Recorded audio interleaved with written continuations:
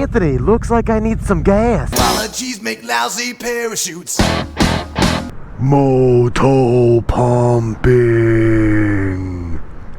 This is literally the smoothest pumping action I have ever seen in a handle. Good job, Gilbarco. See if I can do this without getting it all over my goddamn tank. Doesn't really have a slow feature. It's fast, or it's faster. Always be courteous to the machine and let it know if you want a receipt or not, so that in the future the machines may remember you being courteous when they take over. Welcome to another Lone Wolf Garage Moto Vlog. As always, I am your host, the Lone Wolfer, and I am on my girl Bonnie, Bella, Dinah, and we are cruising a very familiar road to people who have viewed this channel before. If you have never viewed this channel before, we are on the beautiful Route 146, right? I think that's where we're at. Actually, I don't even fucking know. I'll be honest. I forgot the name of it. I forgot the route. 146. It's gotta be 146. It is one of my favorite rides here on the Connecticut shoreline. I say that about a lot of roads here, but this is definitely one of the top 5 roads on the shoreline. Yeah, I'd say top 5. This is gonna be a little awkward here. Let's get around you. Only a little bit awkward. Oh, I got some serious vibration coming through there. Definitely in the wrong gear, dumbass. I am slipping in my old age. I think I'm in the wrong gear, going around a corner, cavaltating the engine, getting some ridiculous vibrations. Getting older sucks. Anywho, back to the matter at hand, which is what we'll get to in a moment, I guess, maybe, if I can remember what fucking route we're on. Yeah, it's gotta be 146. It's 146. It's definitely 146. Anyways, I love this route. It goes from Brantford out to Guilford, and it's a great way to take in the scenery, especially on a ride home from work. I don't often take this way to work, as it is a bit off the beaten path from the highway or Main Street, or Route 80, which is more highway-like than this here scenic route. It's a wonderful ride. I frequent this not only in life, but on this here moto vlog channel. And yeah, I'm glad to be taking you guys with me today, as I have not been riding to work very much, as it has been cold and honestly just sloppy. It has been just so sloppy out. So many days of rain, sleet, hail, snow, all in one motherfucking day.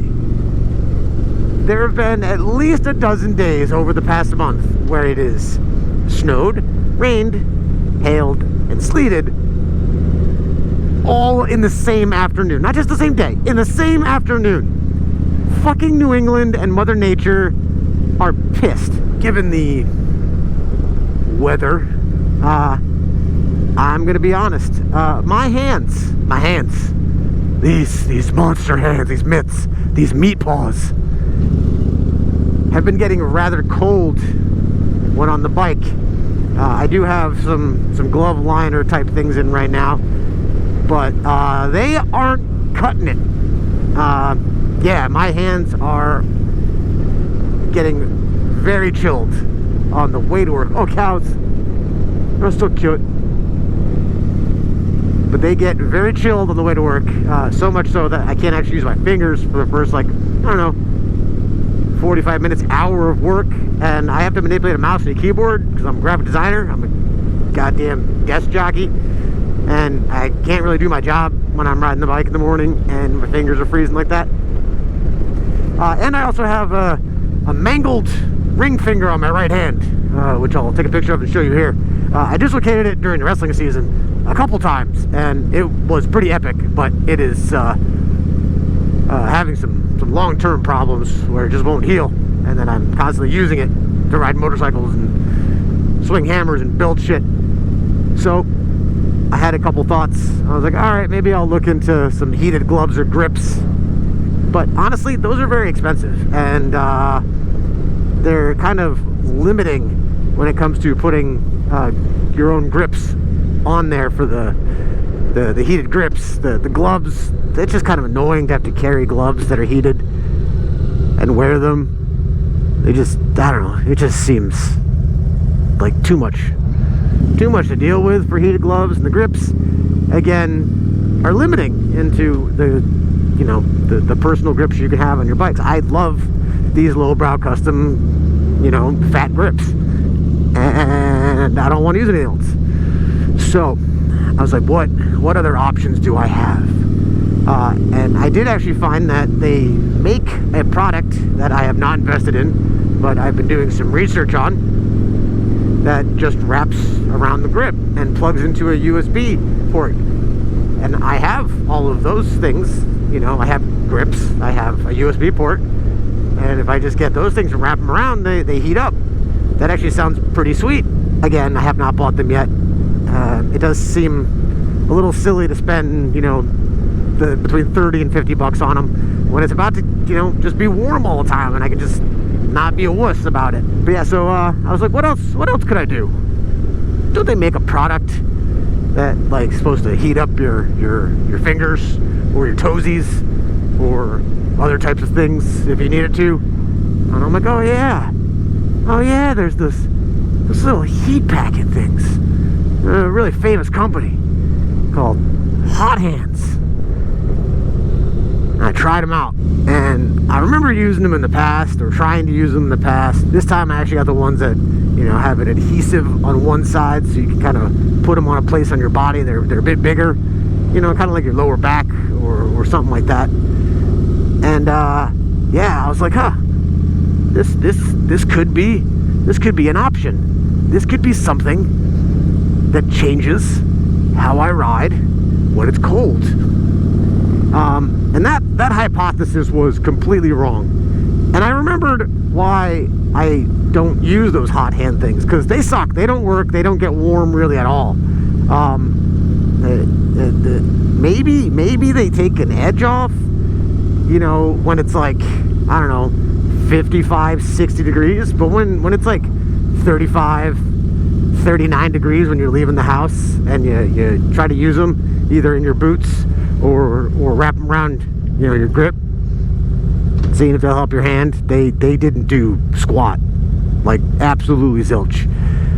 I don't know, maybe I just have a defective bag. But then again, I remember buying some of these in the past, and they didn't do shit. And I remember throwing away like 15 of them. I'd open them up, activate them, and then they would do nothing. So they would just go directly in the trash after about an hour of, fitzing with them, not getting anywhere, not getting any warmth out of them. So yeah, that's a big old failure here at the Lone Wolfer Garage.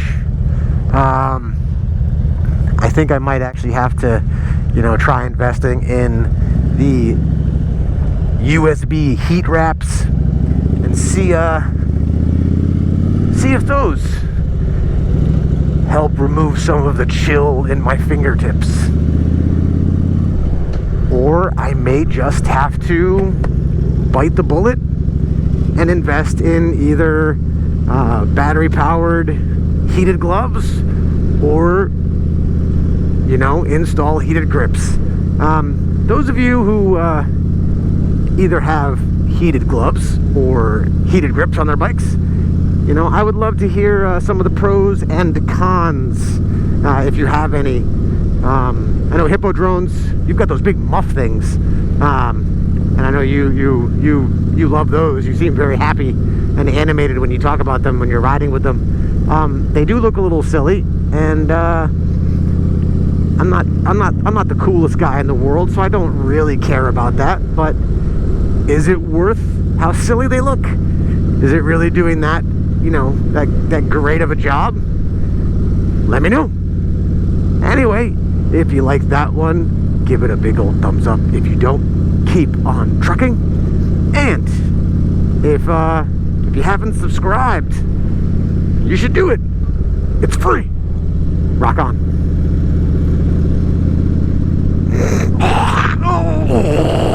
Feels like oysters in my mouth.